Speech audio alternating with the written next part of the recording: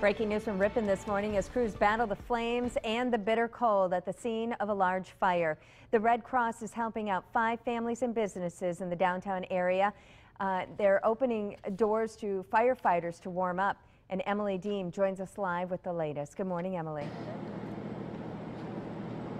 Rachel, good morning to you. Hi, everybody. So throughout the entire morning, firefighters have been fighting this fire from the outside of the buildings. I spoke to the fire chief with Ripon just moments ago, Tim Saul. He told me that crews should be heading on into the buildings pretty soon. He also told me at 9 o'clock this morning they'll have an update for us. But this is what we know throughout this morning. We've been learning, new information, more details. We do know that crews are called out here at about 2:30 this morning, and we are on Watson Street standing here. This is the main street of downtown Ripon for a fire. We do know a fire affected 3 buildings on Watson Street. There were businesses below, apartments on top. Crews did tell us that everyone was accounted for. Anyone who lived above the building were accounted for.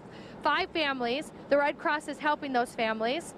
I walked over to the scene just moments ago to see which buildings were damaged from this. I know we have video from earlier this morning. It was a lot darker. We couldn't really see which buildings were affected. Crews, I know, are probably appreciating the sunlight here to help them fight this fire. One building that I noticed that had significant damage was the Watson Street sub shop.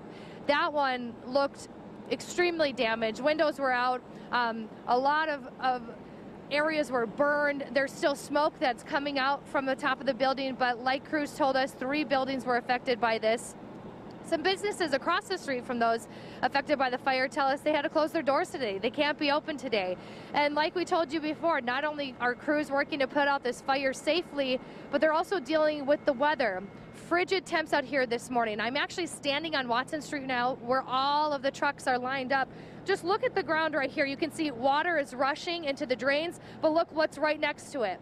Ice right here. And there's ice all over the buildings, all over the ladders, creating a little bit of difficulty for some of these crews that are fighting out here. I did see some crews go up and down the sidewalk though, pouring salt, making sure that everybody stays safe. You can see the steam coming off of the street.